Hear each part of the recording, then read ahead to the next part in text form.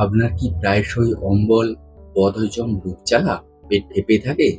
এইসব সমস্যায় আপনি ওমি-এমপিএস সিরাপ খেতে পারবেন কি? আপনি জানেন কি এই সিরাপ ভুলভালভাবে খেলে আপনার সমস্যা আরো বেড়ে যেতে পারে। তাই এই সিরাপ কিভাবে খাবেন, কখন খাবেন, এটি খেলে আপনার কিছু পার্শ্ব প্রতিক্রিয়া হয়ে থাকে নাকি? তো তার নিয়েই এই ভিডিওটা।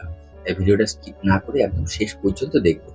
আর আপনি যদি চ্যানেলে প্রথম এসে থাকেন বা চ্যানেলটি এখনো সাবস্ক্রাইব করে না থাকেন তাহলে অবশ্যই চ্যানেলটিকে সাবস্ক্রাইব করে দিবেন। Hello everyone, learn about health চ্যানেলে আপনাদের সকলকে স্বাগত জানাই। এই ওমি-এমপিএস সিরাপটি কি? এই ওমি-এমপিএস মূলত একটি অ্যান্টাসিড এবং অ্যান্টি গ্যাস ওষুধ। এতে প্রধান ৩টি উপাদান রয়েছে। একটি হচ্ছে অ্যালুমিনিয়াম হাইড্রোক্সাইড, ম্যাগনেসিয়াম হাইড্রোক্সাইড এবং সিমেথিকন।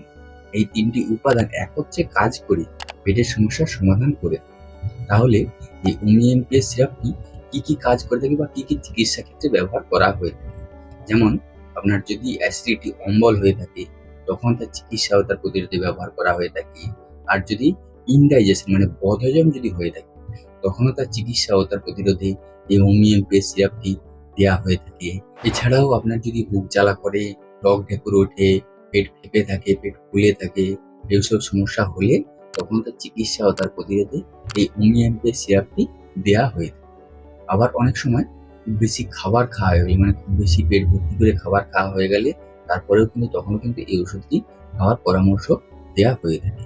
এবার আসি সবথেকে গুরুত্বপূর্ণ বিষয় যে এর ব্যবহারের পদ্ধতি, ব্যবহারের মাত্রা কি? অধিকাংশ মানুষ এই সিরাপটি ভুল সময়ে খেয়ে থাকেন যার ফলে এই সিরাপটি ঠিকঠাক কাজ করে থাকে না। তাহলে কখন খাবেন? সবথেকে ভালো সময় হচ্ছে খাবার খাওয়ার ৩০ মিনিট পরে আপনারা এই সিরাপটি খাবেন এবং কতটা মাত্রায় খাবেন? প্রাপ্তবয়স্কদের জন্য ১০ এমএল করে দিনে ২ বার খেতে পারেন। তবে মনে রাখবেন বোতলটি খাওয়ার আগে ওষুধটি ভালোভাবে ঝাঁকিয়ে নিতে হবে। এর কারণ হচ্ছে এর উপাদানগুলি নিচে জমা হয়ে যায়। তাই ভালোভাবে বোতলটি ঝাঁকিয়ে নিতে হবে। তারপরে আপনাকে ওষুধটি খেতে হবে। এবার এই ওষুধটি খেলে আপনার কিছু পার্শ্ব প্রতিক্রিয়া হয়ে থাকে না। সাধারণত নিরাপদ, তবে কিছু ক্ষেত্রে পার্শ্ব প্রতিক্রিয়া দেখা দিতে পারে। যদি আপনি অতিরিক্ত মাত্রায় খেয়ে নেন তাহলে আপনার কিছু পার্শ্ব প্রতিক্রিয়া দেখা দিয়ে থাকে। যেমন পেটের সমস্যা, পাতলা পায়খানা বা কোষ্ঠকাঠিন্যের মতো সমস্যা হতে পারে। আর আপনার যদি কিডনির সমস্যা থাকে তাহলে অবশ্যই আপনাকে চিকিৎসকের পরামর্শ নিতে হবে।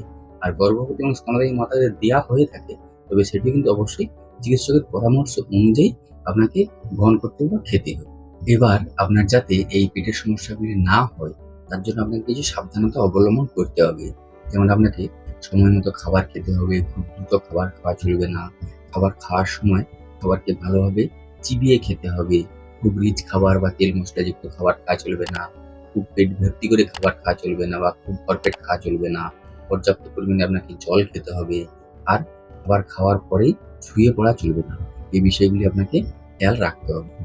আরেকটি জিনিস আপনাকে খেয়াল রাখতে হবে যে আপনার সাময়িক সমস্যা হয়েছে, আপনার অম্বল, বদহজম, পেট ফাঁপা এইসব সমস্যাগুলি হয়েছে, সেক্ষেত্রে আপনাকে ৫ দিন কি ১০ দিন এই সিরাপটি খাওয়ার পরামর্শ দেওয়া হয়ে থাকে। আর যদি আপনার দিনের পর দিন প্রায়শই পেটের সমস্যা, অম্বল, বদহজম, টক ঢেকুর উঠে আসা এইসব সমস্যা হয়ে থাকে তাহলে কিন্তু অবশ্যই আপনাকে একজন চিকিৎসকের সাথে পরামর্শ করতে হবে। তাহলে এই ওমি-এমপিএস সিরাপটি অম্বল, বদহজম, বুক জ্বালা করা, টক ঢেকুর উঠে আসা, পেট ফুলে থাকা বা ফেঁপে থাকা এইসব সমস্যায় বেশ কার্যকরী একটি ওষুধ। তবে অবশ্যই সবসময় চিকিৎসকের পরামর্শ অনুযায়ী ব্যবহার করা ভালো। তো এই ছিল ওমি-এমপিএস সিরাপের বিষয়ে একটা সম্পূর্ণ বিবরণ। এর বাইরেও যদি আপনাদের কোনো প্রশ্ন থেকে থাকে তাহলে অবশ্যই কমেন্ট করে জানাবেন। ভিডিওটি যদি ভালো লেগে থাকে তাহলে সকলের সাথে শেয়ার করে সকলকে দেখার সুযোগ করে দিবেন, লাইক করবেন। আর হ্যাঁ, অবশ্যই চ্যানেলটিকে সাবস্ক্রাইব করে দিবেন এরকমই স্বাস্থ্য এবং ওষুধ সম্পর্কে সঠিক ইনফরমেশন পাওয়ার জন্য।